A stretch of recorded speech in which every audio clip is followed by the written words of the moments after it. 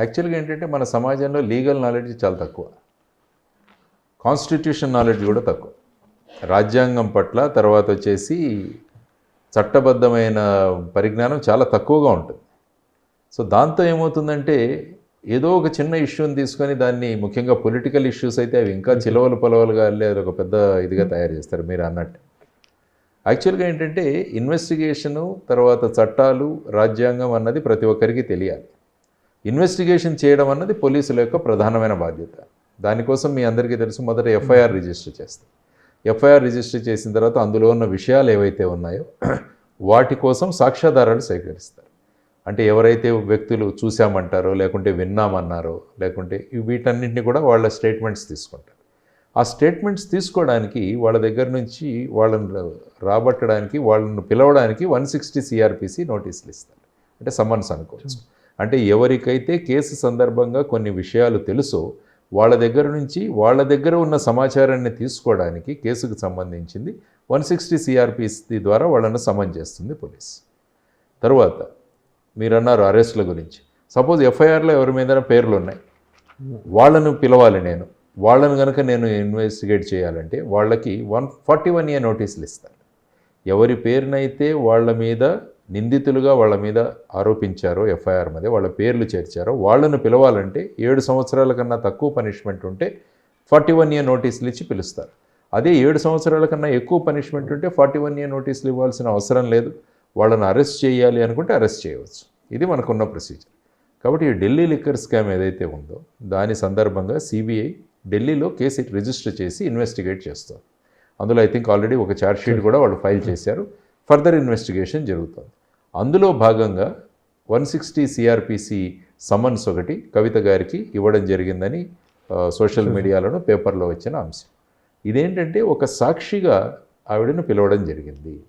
తర్వాత 160లో ఇంకా ఒక ఇదేంటంటే 160 నోటీసులు కానీ 160 సమన్స్ కానీ ఇచ్చినప్పుడు జనరల్గా మనం ఆఫీస్కి పిలుస్తాం ఆర్ పోలీస్ స్టేషన్కి పిలుస్తాం. కానీ 160 క్లియర్గా ఏం చెప్పిందంటే 15 సంవత్సరాలకు తక్కువ ఉన్న మగపిల్లలు, 65 సంవత్సరాలు పైబడిన వృద్ధులు మగవారు, తర్వాత ఆడవాళ్ళు ఇర్రెస్పెక్టివ్ ఆఫ్ ఏజ్ వాళ్ళను మీరు పోలీస్ స్టేషన్కి కానీ పిలిచే అవకాశం లేదు. డోంట్ కాల్ దెమ్, పిలవకూడదు. ఆ తర్వాత వాళ్ళు ఏ ప్రాంతంలో అయితే నివసిస్తుంటారో ఆ ప్రాంతానికి వెళ్ళి వాళ్ళ కన్వీనియన్స్ని బట్టి అక్కడ వాళ్ళ స్టేట్మెంట్స్ కానీ వాళ్ళతో మాట్లాడడం కానీ చేయొచ్చు అని చెప్పారు. కాబట్టి ఇందులో ఈ నోటీస్ కానీ ఈ సమ్మన్స్ కానీ నేను చూస్తే అందులో స్పష్టంగా అడిగారు 6వ తారీఖున మీరు ఎక్కడ ఢిల్లీలో కానీ హైదరాబాద్ కానీ మీ రెసిడెన్స్ ఎక్కడ ఉందో అక్కడ మేము వస్తామన్నట్టుగా చెప్పడం జరిగింది. So this is perfectly as per section 160 CRPCలో ఇచ్చిన విధంగా వాళ్ళు ఇచ్చిన ఈ సమన్స్. తర్వాత ఆవిడ కొన్ని డాక్యుమెంట్స్ అడిగారు. అంటే ఈ సందర్భంగా ఎఫ్ఐఆర్ కానీ అందులో నా పేరు ఎక్కడా లేదు, మీరు ఏ డాక్యుమెంట్స్ మీద ఆధారపడుతున్నారో వాటి కాపీలు నాకు ఇవ్వండి. తర్వాత 6వ తారీఖు అన్నది నేను కొద్దిగా పూర్వం ఇంతకుముందు ఇచ్చిన అపాయింట్మెంట్స్ వల్ల నేను బిజీగా ఉంటాను, కాబట్టి నాకు ఒక 4 రోజులు కన్వీనియంట్గా ఉంటుంది, ఈ 4 రోజుల్లో మీరు ఎప్పుడైనా రావచ్చు అన్నది ఆవిడిచ్చారు. ఇది యాజ్ యూజువల్ నార్మల్గా జరిగే ప్రొసీజర్. కానీ ఇందులో పొలిటికల్ పీపుల్ ఇన్వాల్వ్ అవడం వల్ల ఇదేంటంటే ఈ విధంగా ఒక చర్చల పైన చర్చలు ఈ విధంగా కూడా జరుగుతున్నాయి. ఈడీ సిబిఐ మధ్య డిఫరెన్స్. సిబిఐ అన్నది CRPC criminal procedure code, evidence act, Indian penal code వీటి కింద పనిచేస్తుంది. ఈడీ అన్నది prevention of money laundering act, PMLA అంటారు, దాని ప్రకారంగా జరుగుతుంది. ఫర్ ఎగ్జాంపుల్ ప్రసాద్ గారు ఒక దొంగతనం చేశారు. సో దాని మీద ఏమవుతుంది, మీ మీద ఒక ఎఫ్ఐఆర్ రిజిస్టర్ అవుతుంది పోలీస్ స్టేషన్లో, అందులో మీ పేరు సూచిస్తారు. అదేంటి పోలీస్ కేసు అవుతుంది. సో అందులో ఏంటంటే మీరు ఒక 2 కోట్ల రూపాయలు ఎక్కడి నుంచో మీరు ఎత్తుకొని వచ్చేసారు. సో అది మీ మీద 379 కింద పెట్టిన కేసు. పోలీస్ దాన్ని ఇన్వెస్టిగేట్ చేస్తారు. చేసిన తర్వాత మీ మీద ఛార్జ్ షీట్ వేస్తారు, మీ మీద సాక్ష్యాలు వచ్చిన తర్వాత. ఇప్పుడు ఏమైందంటే మీరు తర్వాత ఈ 2 కోట్ల డబ్బు మీరు ఏదైతే వచ్చిందో దీన్ని ఏం చేశారంటే మీరు ఒక 1 కోటి రూపాయలు పెట్టి భూమి కొన్నారు, ఇంకొక 50 లక్షలు షేర్లో ఇన్వెస్ట్ చేశారు, ఒక 25 లక్షలు గోల్డ్ కొన్నారు, ఇంకొక 25 లక్షలు మీరు అకౌంట్లో వేసుకున్నారు. ఇప్పుడు ఏమవుతుందంటే మీరు ఈ దొంగతనం చేయడం ద్వారా మీ దగ్గర ఇంత డబ్బు వచ్చింది, దీన్ని ఏమంటారంటే ప్రొసీడ్స్ ఆఫ్ క్రైమ్ అంటారు. అంటే ఈ నేరం చేసి మీరు ఇంత సంపాదించారు. ఇది పోలీస్ కేసు. ఈ వచ్చిన డబ్బుల్ని మీరు దాన్ని ఏ విధంగా మార్చడానికి ప్రయత్నించారు అన్నది మనీ లాండరింగ్ అవుతుందన్నమాట. సపోజ్ ఈ డబ్బులు మీ దగ్గరే పెట్టుకున్నారు, మీరేం చేయాల, పోలీస్ కేసు వరకే ఉంటుంది. కానీ మీరేం చేశారంటే ఈ డబ్బులని ఇన్వెస్ట్మెంట్లుగా మార్చి ఈ ప్రొసీడ్స్ ఆఫ్ క్రైమ్ని వైట్గా మార్చడానికి కన్వర్ట్ చేశారు. అంటే నేను ఇప్పుడు ఫర్ ఎగ్జాంపుల్ ఈ షర్ట్ ఉంది, ఈ షర్ట్ మీద చాలా మరకలు పడి ఉన్నాయి.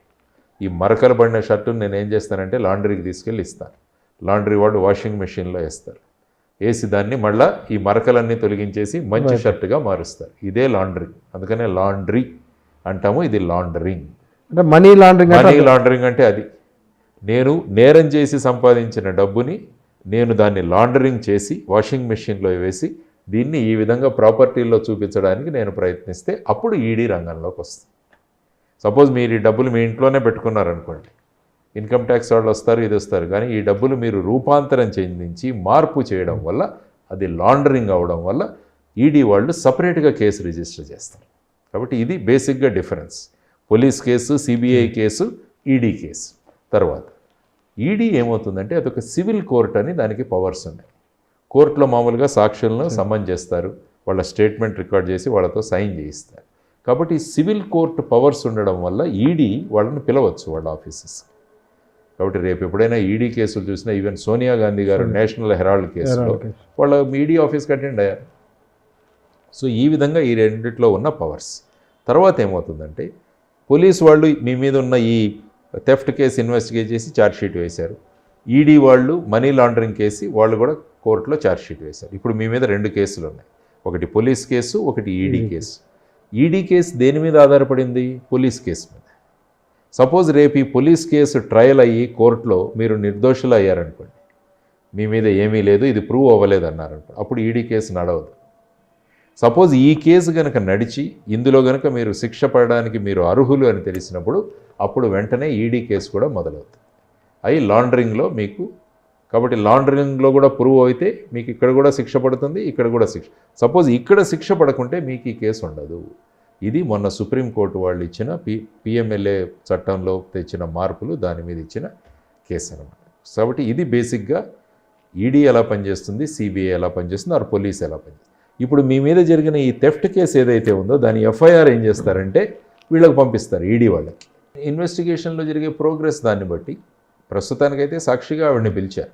ఆ తర్వాత వస్తున్న పరిణామాలలో జరిగే పరిణామాలు ఏ విధంగా ఉంటాయో దాన్ని బట్టి ఫర్దర్ యాక్షన్ వాళ్ళు తీసుకుంటారు. ఫర్ ఎగ్జాంపుల్ చాలా కేసెస్లో కొంతమంది ఎవరైతే క్రైమ్ చేస్తారో వాళ్ళే వెళ్ళి పోలీస్ స్టేషన్లో కేసు పెడతారు. ఎఫ్ఐఆర్ చూస్తే వాళ్ళు కంప్లైనెంట్గా ఉంటారు, ఎవరి మీద ఉంటుంది. కానీ ఇన్వెస్టిగేషన్ జరిగిన తర్వాత చాలా కేసుల్లో వాళ్ళ మీదే కేసు నమోదై వాళ్ళని అక్యూజ్డ్గా చేసి వాళ్ళ మీదే ఛార్జ్షీట్ చేసిన సంఘటనలు చాలా ఉన్నాయి. కాబట్టి ఇన్వెస్టిగేషన్లో ఏ విధమైన కొత్త ఫ్యాక్ట్స్ వెలుగులోకి వస్తాయన్న దాన్ని బట్టి వ్యక్తుల యొక్క పొజిషన్ ఏదైతే ఉంటుందో అది మారుతుంటుంది జనరల్గా. కానీ ఈ కేసులో ప్రస్తుతానికైతే కవిత గారిని 160 CRPC కింద కేవలం ఒక సాక్షిగా వాళ్ళు సమన్ ఇవ్వడం జరిగింది. చాలామంది పొలిటికల్ వాళ్ళు ఎక్కడ ఉన్నారు అన్న దాన్ని బట్టి వాళ్ళ నిర్ణయాలు మారుతుంటాయి. వాళ్ళు అపోజిషన్లో ఉంటే వాళ్ళు ఈ విధంగా మాట్లాడతారు, వాళ్ళే కనుక రూలింగ్ పక్షంలో ఉంటే మేము అన్నీ కరెక్టే చేస్తున్నామంట. కాబట్టి it all depends on where they are sitting. So ఈ విధంగా పొలిటికల్ కేసెస్ ఉన్నప్పుడు ఈ విధమైన ఆరోపణలు, ప్రత్యారోపణలు, ఈ విధంగా ఏజెన్సీస్ను ఉపయోగించుకుంటారు. ఇవన్నీ కూడా సర్వసాధారణం. కానీ ఇన్వెస్టిగేటింగ్ ఏజెన్సీస్ ఎప్పుడూ కూడా కోర్టుకి వాళ్ళ యాక్షన్స్లో వాళ్ళు సమాధానం చెప్పాలి రేపు కోర్టు. అంతగా డౌట్ ఉంటే కోర్టు మానిటర్డ్ ఇన్వెస్టిగేషన్స్ అడగచ్చు. సపోజ్ ఈ కేసులో ఎవరైనా పెద్దలు ఈ సంస్థను ఉపయోగించుకుంటున్నారన్న అనుమానాలు ఎవరైతే వ్యక్తం చేస్తున్నారో వాళ్ళ అనుమానాలకు కారణాలు వాళ్ళు చెప్పి కోర్టును అడగచ్చు. మీరు ప్రతి వారం కానీ ప్రతి 15 రోజులకు కానీ ఈ ఇన్వెస్టిగేటింగ్ ఏజెన్సీ ఏదైతే ఉంటుందో వాళ్ళు ప్రోగ్రెస్ ఆఫ్ ఇన్వెస్టిగేషన్ని కోర్టుకు ఒక సీల్డ్ కవర్ కానీ ప్రోగ్రెస్ ఆఫ్ ఇన్వెస్టిగేషన్లో తెలియజేయమని అనొచ్చు. This is called court monitored investigation. అంటే కోర్టు మానిటర్ చేస్తుంది ఇన్వెస్టిగేషన్. ఆ విధమైన ఇవి కూడా ఉంటాయి. కాబట్టి ఈ విధంగా ఆరోపణలు, ప్రత్యారోపణలు ఇవి సర్వసాధారణం. కానీ ఎప్పుడైనా ఆర్గనైజేషన్లో కూడా కొంతమంది వ్యక్తులు ఉండొచ్చు. కానీ మొత్తం ఆర్గనైజేషన్ ఈ విధంగా ఈ ప్రభుత్వం యొక్క జేబు సంస్థ అని అనడం కూడా అది సబబు కాదు. ఇన్ కేస్ యాక్చువల్గా కూడా గవర్నమెంట్స్ కూడా ఈ సంస్థల మీద వాళ్లకున్న, సో ఆ విధంగా ఈ సంస్థల యొక్క ఇంపార్షియాలిటీ, వాటి క్రెడిబిలిటీ కూడా మెయింటైన్ చేయడం అన్నది గవర్నమెంట్ యొక్క రెస్పాన్సిబిలిటీ కూడా. సో ఆ విధంగా చేయాలంటే ఇప్పుడు ఎలాగైతే ఎలక్షన్ కమిషనర్ గురించి మన సుప్రీంకోర్టులో గొడవ జరుగుతుంది. ఎలక్షన్ కమిషనర్స్ అన్న వాళ్ళని మీకు ఇష్టం వచ్చిన వాళ్ళని అపాయింట్ చేసుకుని దానికి ఒక సిస్టమ్ లేదు. సపోజ్ అదే మీరు సిబిఐ డైరెక్టర్ని అపాయింట్ చేయాలనుకో, దానికి ఏమవుతుంది, ప్రధానమంత్రి leader of opposition, chief justice of India, supreme court chief justice, వీళ్ళ ముగ్గురు ఒక కొలీజియం లాగా ఉంటారు. వాళ్ళు వచ్చిన పేర్లను పరిశీలించి వాళ్ళు సూటబిలిటీని చూసి వాళ్ళని అపాయింట్ చేస్తారు. అదే విధమైన ప్రొసీజర్ మీరు ఎందుకు ఇక్కడ అడాప్ట్ చేయకూడదని సుప్రీంకోర్టు కూడా గవర్నమెంట్ని అడుగుతుంది అనమాట. సో ఆ విధంగా సంస్థల్లో పనిచేసే వాళ్ళ ఇంపార్షియాలిటీ గురించి తగిన చర్యలు తీసుకోవాల్సిన అవసరం చాలా ఉంది. కాబట్టి ఇటువంటి ఆరోపణలు ఉన్నప్పుడు మనం ఏం చేయగలం అన్నది కూడా ప్రభుత్వం ఆలోచిస్తుంది. ఇప్పుడు చూస్తే సిబిఐ అన్నది మీకు ప్రైమ్ మినిస్టర్ ఆఫీస్ కింద వర్క్ చేస్తుంది, DoPT, department of personal and training, ED అన్నది మినిస్ట్రీ ఆఫ్ ఫైనాన్స్ కింద. కాబట్టి ఇప్పుడు మీరు ఏం చేయొచ్చు అంటే లోక్పాల్ అనే ఒక సంస్థను తీసుకొచ్చాం మనం. లోక్పాల్, అందులో సుప్రీంకోర్టు జడ్జి హెడ్గా ఉంటారు. ఆ లోక్పాల్ సంస్థ కింద ఈ సంస్థలను తీసుకువెళ్ళచ్చు. అంటే ఈ విధంగా పొలిటికల్ ఆరోపణలు వస్తున్నప్పుడు ఈ సంస్థల యొక్క క్రెడిబిలిటీని మెయింటైన్ చేయాలంటే మేము ఈ సంస్థల గురించి మేము ఏ విధమైన కంట్రోల్ మా దగ్గర ఉండదు, వీటన్నింటినీ కలిపి మేము లోక్పాల్ అనే సంస్థ కింద మేము అప్పచెప్తున్నామన్న నిర్ణయం కూడా తీసుకోవచ్చు. అల్టిమేట్గా ఏంటంటే దేశంలో జరుగుతున్న ఇన్వెస్టిగేషన్ కానీ ఇవన్నీ కూడా ఇంపార్షియల్గా జరగాలి, పక్షపాతంతో జరగకూడదు. తరువాత ఈ సంస్థల యొక్క క్రెడిబిలిటీ కూడా మెయింటైన్ చేయాల్సిన బాధ్యత ప్రభుత్వాల మీద ఉంది. కాబట్టి ఆ విధమైన ఆలోచనలు కూడా చేయొచ్చు. సినిమాల్లో హీరో ఏ రోలు వేస్తున్నాడు అన్న దాని మీద ఒకటి చూపిస్తుంటారు. హీరోని కనుక అన్యాయంగా పట్టుకొచ్చారంటే అప్పుడు అతని మీద కొడుతున్నట్టు చూపిస్తారు. అదే హీరో పోలీస్ ఆఫీసర్ అయితే అలాంటివి చూపించారు, గుండాలను వాటిని రోడ్డు మీద కొడుతున్నాడని చూపించారు, అది పర్లేదు, అది ఓకే. కానీ ఇప్పుడు ఏమవుతుందంటే ఈ మోస్ట్ ఆఫ్ ది కేసెస్ ఏవైతే ఉంటాయి పెద్ద ఇవన్నీ కూడా డాక్యుమెంట్స్ మీద ఆధారపడి ఉంటాయి. ఫర్ ఎగ్జాంపుల్ లిక్కర్ పాలసీ ఏం తీసుకున్నారనేది ఫైల్లో దొరుకుతుంది, మనకి వెబ్సైట్లో దొరుకుతుంది. ఆ తర్వాత వచ్చేసి లిక్కర్ పాలసీలో మీరు తర్వాత మాడిఫై చేసిన పాలసీని మీరు లెఫ్టినెంట్ గవర్నర్కి పంపించకుండా మీరు ఒక 140 crores లిక్కర్ వెండర్స్ ఎవరైతే ఉన్నారో వాళ్ళకి కోవిడ్ సందర్భంగా మీరు వాళ్ళకు వేవ్ చేశారు. కాబట్టి వాళ్ళకు 140 కోట్ల రూపాయలు వాళ్లకు లాభం జరిగింది. ఇవన్నీ కూడా డాక్యుమెంట్స్, ఇందులో అన్నీ కూడా డాక్యుమెంట్స్లో ఉన్నవి. కాబట్టి ఈ డాక్యుమెంట్స్ని విట్నెసెస్తో ప్రూవ్ చేస్తారు. కాబట్టి వీటిలలో యాక్చువల్గా సెకండ్ డిగ్రీ కానీ థర్డ్ డిగ్రీ కానీ ఉపయోగించడం అనేది థర్డ్ డిగ్రీ ఎస్పెషల్. అంటే సెకండ్ డిగ్రీ అంటే జైలుకు పంపించడం, ఫస్ట్ డిగ్రీ అంటే అరెస్ట్ చేయడం, థర్డ్ డిగ్రీ అంటే కొట్టడం. కాబట్టి అరెస్ట్ చేయడం కరెక్టే, తర్వాత వాళ్ళని జైలుకు పంపించడం కరెక్టే, third degree is not correct. కాబట్టి ఆ విధమైన ఇవి జనరల్గా చేరి ఈ మధ్య ఏంటంటే సీసీటీవీ కెమెరాలు కూడా పెట్టాలి. ఎక్కడైతే ఇంట్రాగేషన్ జరుగుతుందో, ఎక్కడైతే ఇది సుప్రీంకోర్టు గైడ్ లైన్స్